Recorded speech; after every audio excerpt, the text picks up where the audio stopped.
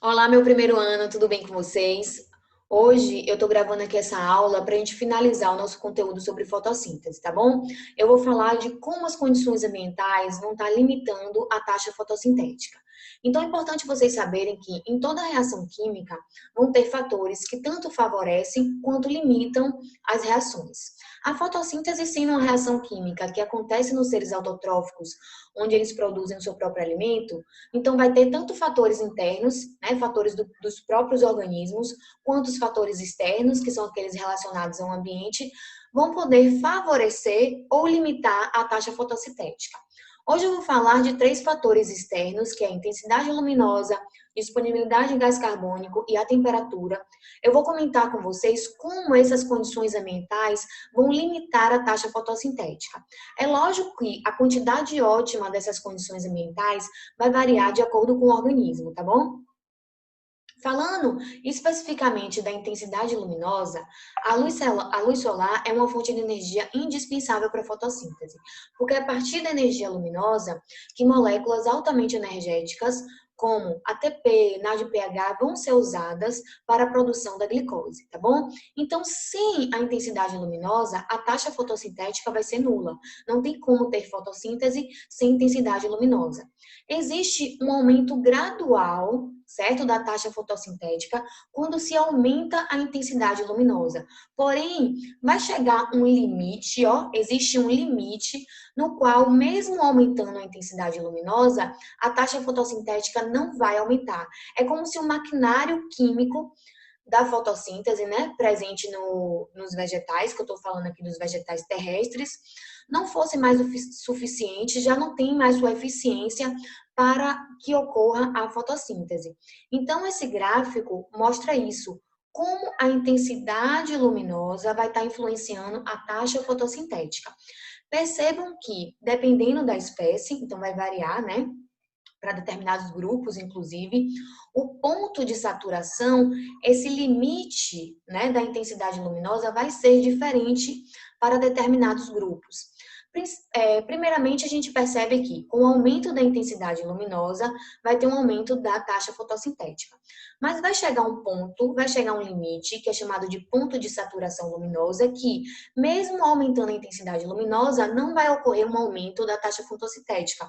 Pelo contrário, a taxa fotossintética ela vai ficar constante. E isso acontece, como eu falei, porque o maquinário químico, né, para conversão de CO2 e água em glicose e gás oxigênio já não tem mais eficiência para que a reação da fotossíntese ocorra com mais intensidade, tá?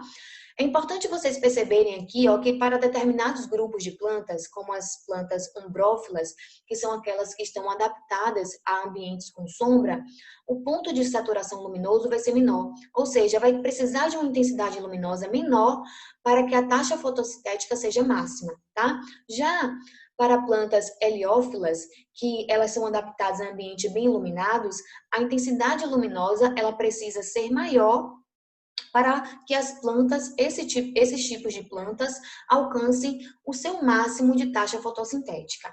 Quando esses grupos alcançam seu ponto de saturação luminosa, a partir desse momento, mesmo tendo o aumento da intensidade luminosa, a gente percebe uma constância na taxa da fotossíntese, certo? Quando a gente fala de disponibilidade de CO2, o CO2 também é um reagente essencial para os ciclos da pentose. Então, lá na fase escura da fotossíntese, que ocorre no estroma do cloroplasto, vai ter a fixação do CO2 para que, através de um conjunto de reações cíclicas, né, que é o ciclo das pentoses ou o ciclo de Calvin, ocorra essa conversão de CO2 em glicose. Tá? A gente percebe que com o aumento da glicose, com o aumento do CO2, a tendência também é ter um aumento da taxa fotossintética, ó. Percebam aqui no gráfico, então se a quantidade de CO2 está aumentando, a taxa fotossintética está aumentando. Porém, vai existir também um ponto de saturação. O que é esse ponto de saturação? É o ponto onde as enzimas alcançam seu máximo de eficiência, tá?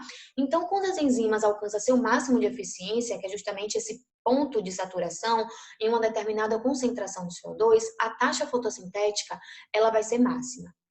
Após esse ponto de saturação, mesmo com o aumento da concentração de CO2, com o aumento da disponibilidade de CO2 na atmosfera, a taxa fotossintética não aumenta, ela permanece constante, porque as enzimas elas já alcançaram sua capacidade máxima, né, para realizar as reações, né, acelerando as reações para que uma maior produção de glicose e, consequentemente, uma maior taxa fotossintética aconteça, tá bom? Então, quando chega esse ponto de saturação, ó, a um determinado valor na concentração de CO2, mesmo com o aumento do gás, do dióxido de carbono, né, do gás carbônico, mesmo com esse aumento, após esse ponto de saturação, a taxa fotossintética, ela não aumenta, ó, ela permanece constante. Percebam aqui, ó, a constância dessa taxa fotossintética, mesmo com o aumento da concentração de CO2. E falando da temperatura, a gente olhando o gráfico, a gente percebe também que o aumento de temperatura, certo? Causa um aumento na taxa fotossintética. Ou seja, o aumento da temperatura, ela pode elevar a taxa fotossintética caso a temperatura esteja abaixo do ideal para a eficiência enzimática. Então, as enzimas, elas apresentam uma temperatura ótima para que elas trabalhem com a maior eficiência. Então, nessa temperatura ótima, e lógico que isso vai variar, né, para cada espécie, nessa temperatura ótima, as enzimas vão trabalhar com sua máxima eficiência, então vai ter uma taxa fotossintética máxima também, certo? Porém, ó, percebam aqui, ó, taxa fotossintética máxima na temperatura ótima da ação enzimática, beleza? É o cume aqui, ó, é o ápice da montanhazinha aqui, tá vendo? Porém, se tiver ainda uma continuidade, né, um aumento dessa temperatura, o excesso de calor na reação química não é legal, certo? Para a reação da fotossíntese. Então, esse excesso de calor pode promover uma desnaturação das enzimas que estão ali trabalhando para que a reação da fotossíntese aconteça.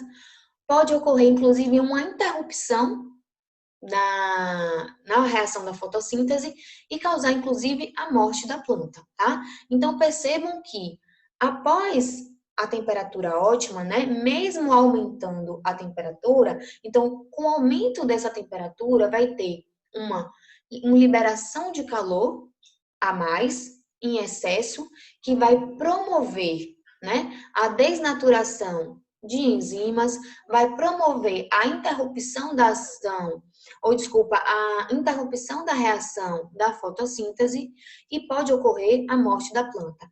É por isso que, quando a temperatura aumenta, esse excesso de calor, ó, faz com que a taxa fotossintética caia ao seu máximo, certo? Ó, tem uma queda abrupta aqui, beleza? Galera, eu espero que vocês tenham entendido, mas eu estou disponível para tirar qualquer dúvida de vocês, tá bom? Ó, um beijo e até o nosso próximo encontro online.